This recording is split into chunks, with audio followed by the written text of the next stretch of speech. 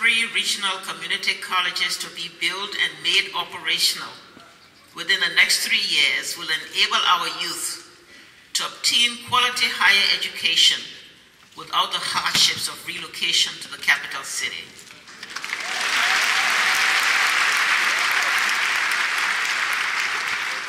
Children in remote rural areas will for the first time go to school in a government facility, and young girls whose parents cannot afford tuition will benefit from scholarships to attend public and private schools.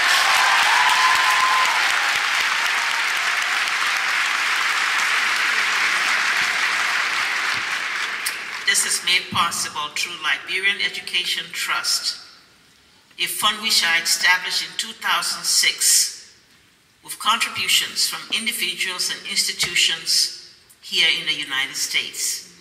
They help us.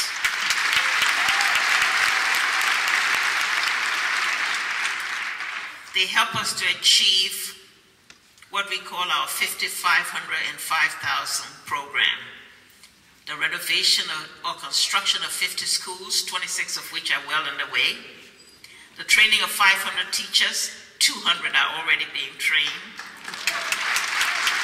And the scholarship, 5,000 scholarships from young girls, about 4,000 now have reached them.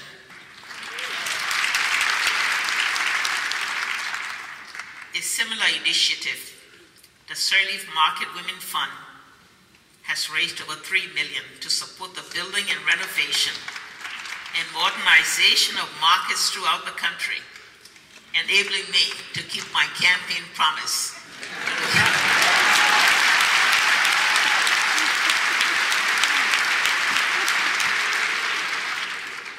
A literacy program supported by the Liberian Education Trust is gaining momentum, and we are pleased to have the return of the Peace School that is now involved in our teachers.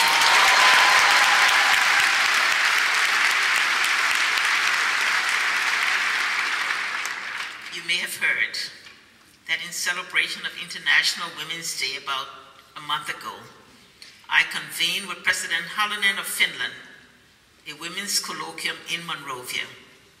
About 500 women from all over the world, joined by a similar number at home, celebrated Liberia's progress.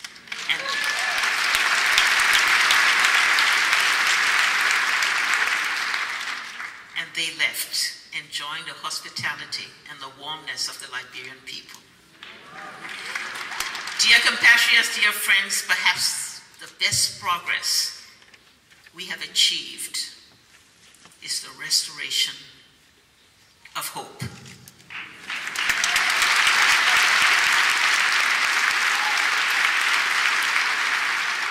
One can see this in the eyes of children as they walk to school. One can see this in the farmers who slowly move back to their communities on roads that can get them there on time. One can see this in the eyes of market women who can now work under better conditions. One can see this in the eyes of professionals who now can bring their talents to contribute to the restoration of their nation. One can see this in the eyes of the youths who know that they have a stake in the future, that they will have the opportunity to be anything they want to be.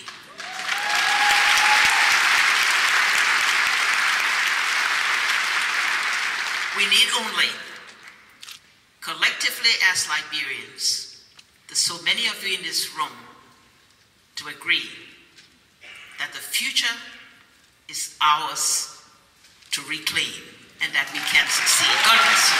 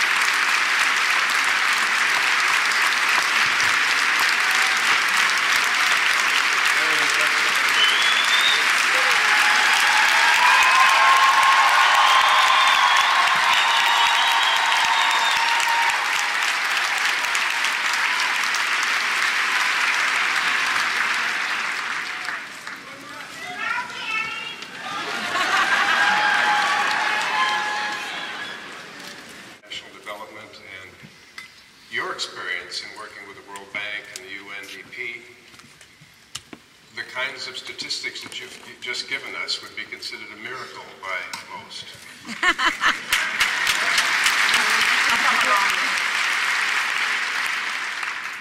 What's the magic formula? It's obviously a great deal of knowledge at the top, but what else do you think is key to creating the kinds of indicators that you've just discussed with us? I think first, Brian, the Liberian people, those who have just rallied around and they want to see the country succeed.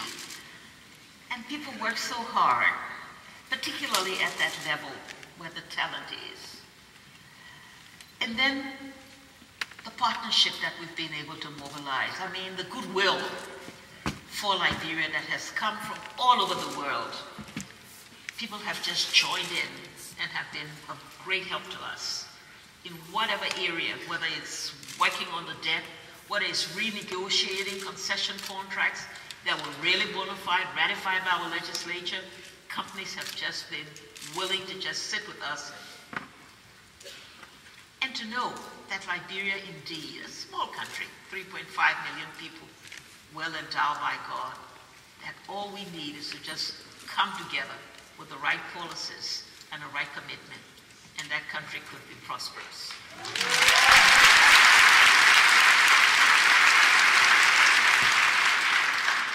You mentioned the financial crisis. I did as well, but there's also a food crisis. There's an energy crisis.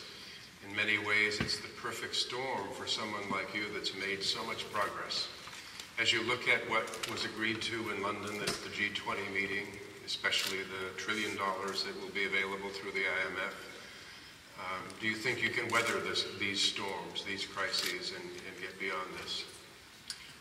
I think so, Brian. If the funds that are made available to the IMF and other such institutions are put on a fast track, certainly the food crisis, for us, it has meant a double situation. One, yes, it's carried the prices of imported food commodities up, and that hurts the poor. On the other hand, that has motivated us to be able to go back to the farm and to be able to become self-sufficient in food. So we're encouraging our farmers to grow our staples so that we can feed ourselves. The other effects that come from a slowdown in investment, and we've seen some of that, no cancellations, but some slowdown, that comes from the sharp decline in remittances, can be made up through some of the stimulus that's coming from these packages. The big issue is to get it there in time so that we do not lose the momentum and we don't have sharp declines that will make it more difficult to recover. That's our message to all of those, to the G20 and the G8 particularly, that will be providing the resources. You worked with the World Bank, and you know some of the skepticism that people like Joe Stiglitz have expressed about the IMF. Do you think the IMF is going to be reformed and more oriented toward development so that this $1 trillion will move quickly and in the right place? I think this puts the IMF back in business, so they'll need to do that. I think that's right.